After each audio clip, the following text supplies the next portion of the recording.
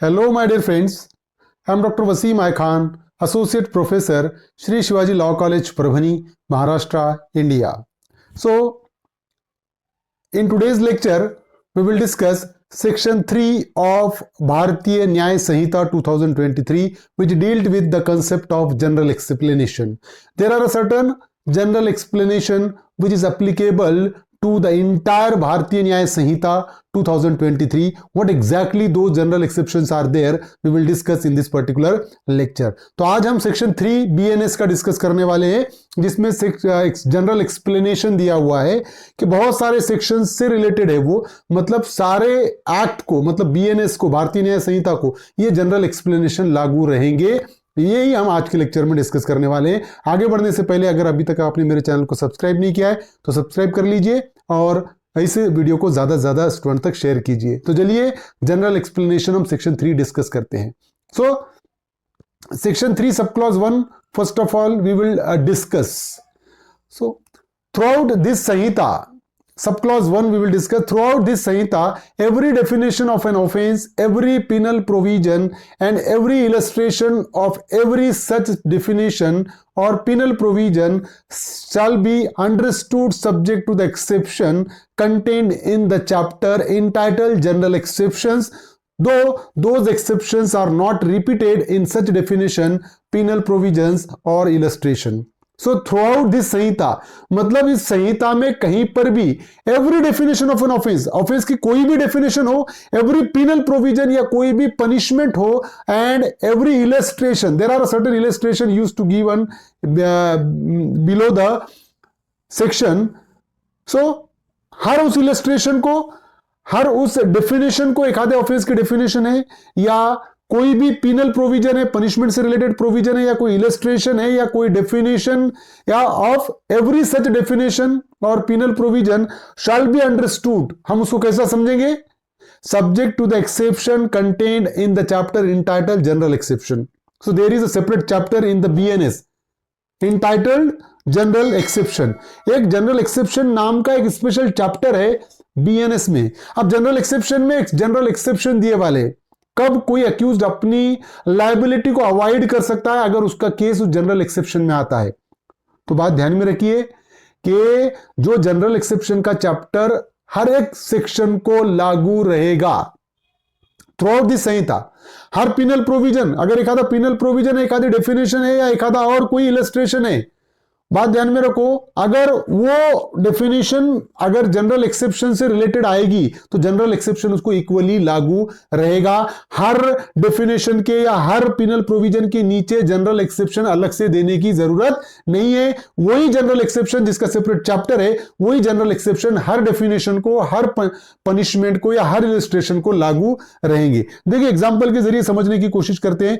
A police officer without warrant apprehends Peter who was, अब यहां पर क्या है कि यहां पर एक पुलिस ऑफिसर है, a police officer without warrant apprehends Peter who has committed murder. तो यहां पर पुलिस ऑफिसर है, दूसरे इमेज में पीटर नाम का एक पर्सन है। तो यहां पर पुलिस ऑफिसर ने क्या किया? विदाउट वारंट पीटर को अरेस्ट किया। हु हैज कमिटेड मर्डर, कि जो पीटर ने मर्डर किया था, पुलिस ऑफिसर ने उसको अरेस्ट कर दिया। बात ध्यान में रखिए। अब यहां पर क्या हुआ? Here police officer is not guilty of the offence of wrongful confinement. अब यहां पर पुलिस ऑफिसर रॉन्गफुल कन्फाइनमेंट के ऑफेंस के लिए लायबल नहीं रहेगा, for he was bound by the law to apprehend Peter, because the Peter has committed a cognizable offense and the police is having a very authority and police is bound by the law to arrest the Peter. Bye binding है police पे कि कोई cognizable offence करेगा तो police की duty है उसको arrest करना, and therefore the case falls within the general exception which provides that nothing is an offense which is done by a person who is bound by law to do it. अब यहां पर ये general exception में आता है कि ये कोई ऑफेंस नहीं होगा कि अगर कोई पर्सन को लॉ ने ही कुछ करने के लिए बाउंड किया है, बाध्य किया है, और वो एक्ट कर रहा है, तो उसके लिए वो कभी भी लायबल नहीं रहेगा। ये जनरल एक्सेप्शन में। अब पुलिस कहीं पर भी अरेस्ट करेगी तो वो जनरल एक्सेप्शन लागू रहेगा। अब यहां पर ऐसा बताया वाला है अपने, police can arrest the accused without warrant if he has committed the offence which is cognizable one. भाई BNSS में बताया हुआ है ना कि अक्यूज्ड अगर कॉग्निजेबल ऑफेंस करेगा तो पुलिस उसको विदाउट वारंट अरेस्ट कर सकता है। अच्छा, उसके नीचे या भारतीय न्याय संहिता में कहीं पर भी जनरल एक्सेप्शन के police bound by the law है तब अरेस्ट कर सकता है, ऐसा स्पेशल बताने की जरूरत नहीं है। जो जनरल एक्सेप्शन है सारे डेफिनेशन को लागू रहेगा, वो स्पेसिफिकली उस डेफिनेशन के नीचे जनरल एक्सेप्शन बताया हुआ रहो या ना रहो, it will be equally applicable to all. तो ये जनरल एक्सप्लेनेशन का पहला सबसेक्शन था। अब हम जनरल एक्सप्लेनेशन का सेकंड सब क्लॉज 2 सेक्शन 3 का सब क्लॉज 2 डिस्कस करेंगे। Every expression which is explain in any part of this Samhita is used in every part of this sanhita in conformity with the explanation. बात ध्यान में रखिए, कोई भी explanation अगर expression है which is explain in any part of this sanhita, कहीं पर भी एक्सप्लेन किया गया है, is used in every part of this sanhita in conformity with the explanation, और उस एक्सप्रेशन के नीचे एक्सप्लेनेशन दिया हुआ है तो वो एक्सप्लेनेशन को कंफर्मिटी में ही वो लागू रहेगा एक्सप्रेशन। बात ध्यान में रखो, तो ये भी ध्यान में रखो कि जो प्रोविजन में है वो एक्सप्लेनेशन को भी एज इट इज लागू रहेगा। सब क्लॉज 2 ये कहता है। Then subclause 3 deals with when property is in the possession of a person's spouse, clerk or servant on account of that person, it is in that person's possession within the meaning of this संहिता। देखिए बात ध्यान में रखिए कि अगर मैं हूं particular person, मेरी प्रॉपर्टी है और मेरी प्रॉपर्टी है लेकिन मैंने किसी और को मेरे तरफ से पोजीशन होल्ड कर रहा है, कौन? मेरा स्पाउस, सपोज मेरी वाइफ या मेरा क्लर्क या मेरी सर्वेंट, तो लॉ क्या कहता है कि वो मेरे ही पोजीशन में है ऐसा माना जाएगा। प्रॉपर्टी मेरी है लेकिन मेरे तरफ से होल्ड कौन कर रहा है? मेरी वाइफ। पोजीशन मेरी वाइफ का है लेकिन क्लर्क का है, सर्वेंट का है, तो लॉ क्या बोलता है कि वो मेरे ही पोजीशन में है एक्चुअल ओनर के। एक्सप्लेनेशन में दिया हुआ है पर्सन एम्प्लॉयड टेम्पररीली और on a particular occasion in the capacity of a clerk और सर्वेंट इज अ क्लर्क और servant with in the meaning of this subsection. तो बात ध्यान में रखिए, अगर टेम्पररी पर्पज के लिए भी कोई सर्वेंट या क्लर्क को अपॉइंट किया गया है तो वो क्लर्क और सर्वेंट ये सेक्शन में है ऐसा माना जाएगा। सब क्लॉज 4 सेक्शन 3 का जनरल एक्सप्लेनेशन का देखिए, in every part of this sanhita except where a contrary intention appears from the context words which refer to acts done extend also to illegal omission.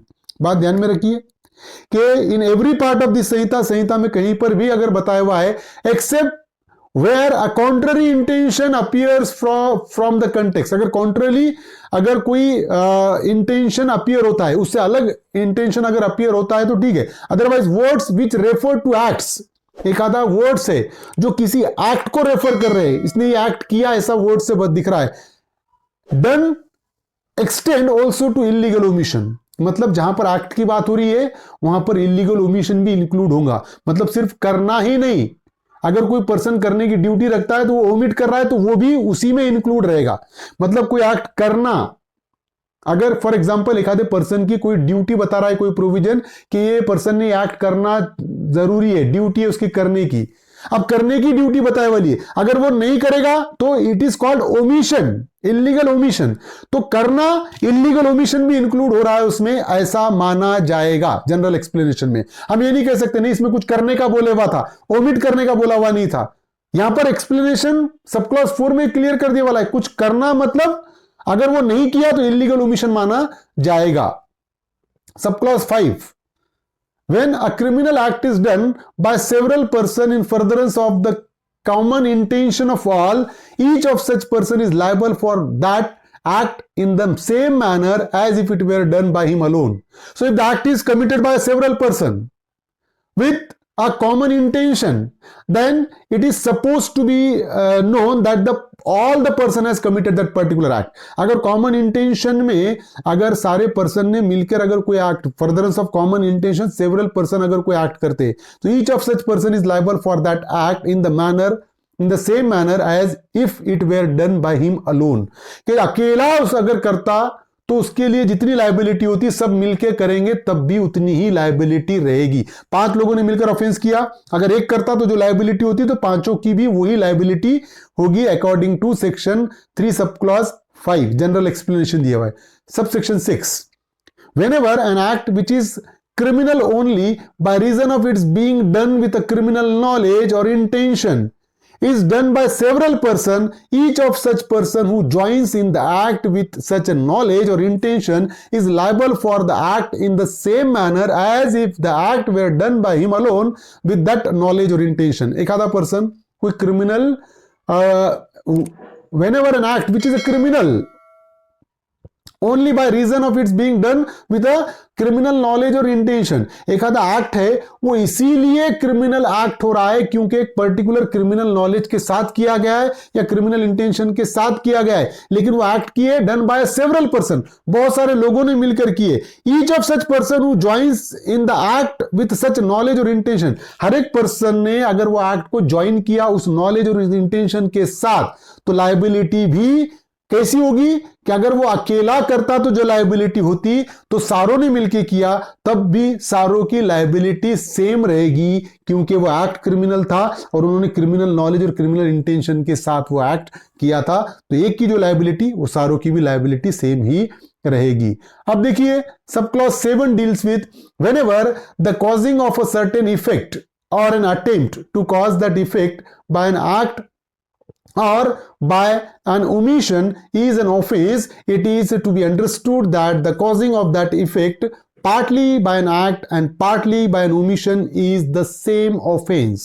So whenever the causing of a certain effect or an attempt to cause that effect by an act or by an omission, एखादा कोई act करने से कुछ act हो रहा है या omission से हो रहा है, तो क्या होगा, it is to be understood, कैसा समझा जाएगा, that the causing of that effect partly by an act and partly by an omission is the same offence, कि उसने एक्ट तो किया, पार्टली कुछ करके किया, पार्टली कुछ ओमिट करके किया, तो क्या माना जाएगा, इज द सेम ऑफेंस, वो सेम ऑफेंस ही माना जाएगा. एक्सप्लेनेशन के जरिए हम समझने की कोशिश करेंगे. देखिए यहां पर क्या हो गया कि John intentionally causes Peter's death, यहां पर जॉन ने पीटर्स की डेथ इंटेंशनली कॉज किया. Partly by illegally omitting to give Peter food, partly क्या किया कि पीटर को खाना नहीं दिया उसने जिसकी वजह से भूखा रहेगा.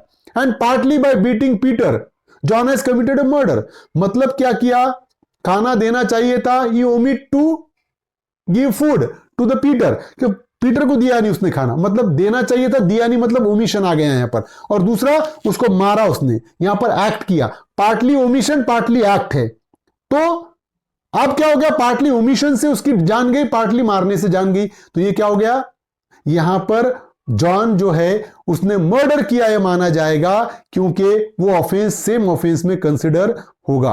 अब देखिए सब क्लॉज 8 क्या कहता है सेक्शन 3 का. When an offense is committed by means of several acts, whoever intentionally cooperates in the commission of that offense by doing any one of those acts, either singly or jointly with any other person, committed that offense.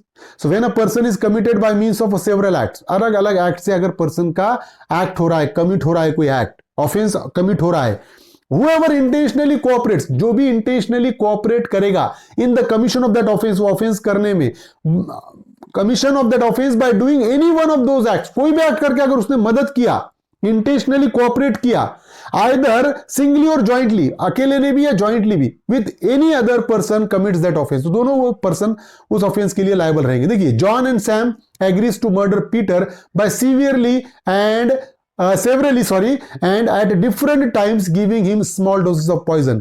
तो यहां पर John और Sam ने decide किया Peter को जान से मारना है, ठीक है, लेकिन मारना कैसा है, बाय सेवरली, अलग अलग डिसाइड किया कि अपन मारेंगे पीटर को, और उसको क्या करेंगे हम, अलग अलग ओकेजन पे अलग अलग टाइम पे हम उसको पॉइजन देंगे. दोनों ने ऐसा डिसाइड किया कि पीटर को मारना है पॉइजन देके अलग अलग टाइम पे. John and Sam administered the poison according to the agreement with intent to murder Peter. John जैसा जैसा पीटर मिलता था, जॉन भी उसको पॉइजन देता था थोड़ा थोड़ा, और पीटर भी पॉइजन देता था, समझ रहे हो, सॉरी सैम भी पॉइजन देता था पीटर को. जब भी एग्रीमेंट के तहत उन्होंने पॉइजन दिया, Peter dies from the effect the several doses of poison so administered to him acts are separate. देखिए Peter dies from the effects the several doses of poison so administered to him acts are separate. उसको अलग अलग मौकों पर अलग अलग तरीके से उसको पॉइजन दिया गया था और पीटर की डेथ उसकी वजह से हो चुकी है। अब यहां पर क्या हो गया, here John and Sam intentionally cooperate in the commission of a murder. यहां पर जॉन और सैम ने क्या करे, इंटेंशनली कोऑपरेट करे मर्डर करने में।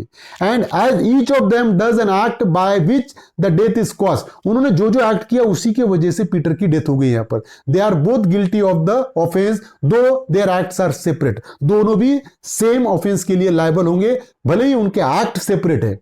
भाई सैम ने अपने तौर पे पॉइजन दिया, जॉन ने अपने तौर पे पॉइजन दिया, लेकिन एग्रीमेंट हुआ था, समझ रहे हो, इंटेंशनली दोनों ने पीटर को मारने की कोशिश करी। तो दोनों के एक्ट सेपरेट है भले ही, लेकिन दोनों मर्डर के लिए पीटर के लायबल रहेंगे। तो ये सेक्शन 3 के जनरल एक्सेप्शन है जो हमने डिस्कस किए। सेक्शन 9 सब क्लॉज 9 भी बचा हुआ है, सॉरी। सो देखिए अब सेक्शन 3 सब क्लॉज 9 क्या है, where several person are engaged और concerned in the commission of a criminal act they may be guilty of different offences by means of that act. देखिए सेवरल पर्सन एंगेज है और concern in the commission of a criminal act, एक criminal act में अलग अलग person involve है। They may be guilty of different offences by means of that act, उनके act अलग अलग है तो डिफरेंट ऑफेंसेस के लिए लायबल हो सकते हैं। कैसा समझने की कोशिश करेंगे एग्जांपल के जरिए। देखिए John attacks Peter under such circumstances of grave provocation that his killing of Peter would be only culpable homicide not amounting to murder। तो जॉन ने पीटर पे अटैक किया और वो सर्कमस्टांसेस ऐसे कैसे थे कि पीटर ने एक सडन प्रोवोकेशन दिलाया था जॉन को, गुस्सा दिलाया था। और हमको पता है कि अगर गुस्से में अगर कोई मर्डर करता है और गुस्सा दिलाने वाले का ही अगर मर्डर होता है तो वो culpable homicide not amounting to murder होता है। तो पीटर ने जॉन को गुस्सा दिलाया, सडन प्रोवोकेशन में जॉन ने उसको क्या किया, प्रोवोकेशन, उसको मारा उसने।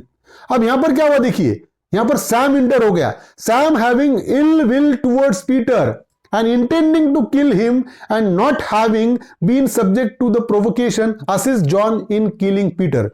अब जॉन को तो गुस्सा आया था क्योंकि पीटर ने उसको गुस्सा दिलाया था, सडन प्रोवोकेशन में जॉन ने अटैक किया पीटर पे। लेकिन सैम ने क्या किया, सैम ने इल विल, कि सैम का कहीं ना कहीं पीटर दुश्मन था, तो सैम ने पीटर को जब जॉन मार रहा था तो सैम ने कोऑपरेट किया और सैम ने उसको ज्वाइन किया और ज्वाइन करके उसको इंटेंशनली असिस्ट किया जान से मारने के लिए। हालांकि सैम को कोई सडन प्रोवोकेशन में सैम ने नहीं मारा, लेकिन उसने क्या किया, असिस्ट किया जॉन को पीटर को मारने में। अब यहां पे आओ, here though John and Sam are both engaged in causing Peter's death. यहां पर सैम और जॉन दोनों ने मिलकर पीटर को मारा, दोनों ने इंगेज थे दोनों उसको मारने में। Sam is guilty of murder, Sam को कौन से ऑफेंस के लिए लायबल हो गया यहां पर, guilty of murder. And John is guilty only of culpable homicide. John क्या के लिए लायबल है, culpable homicide not amounting to murder. अलग सेक्शन में पनिशमेंट हो जाएगी जॉन को, सैम को क्या होगी, सेक्शन मर्डर का सेक्शन लगेगा, समझ रहे हो, सेक्शन 103 अभी का जो बीएनएस का है। तो क्यों, क्योंकि दोनों के एक्ट अलग अलग है, दोनों के एक्ट अलग अलग है, तो इस हिसाब से ही पनिशमेंट होगी। क्योंकि जॉन सडन प्रोवोकेशन में पीटर को मार रहा था, लेकिन सैम ने इंटेंशनली असिस्ट किया जॉन को पीटर को मारने में, तो इसलिए सैम मर्डर के लिए, John culpable homicide not amounting to murder के लिए। तो ये थे जनरल एक्सेप्शन जो हमने, sorry general explanation section 3 BNS का हमने डिस्कस किया। उम्मीद करता हूं कि समझ में आया होगा। समझ में आया तो मेरे चैनल को सब्सक्राइब कीजिए और इस लेक्चर को ज्यादा से ज्यादा स्टूडेंट तक शेयर कीजिए। Thank you very much.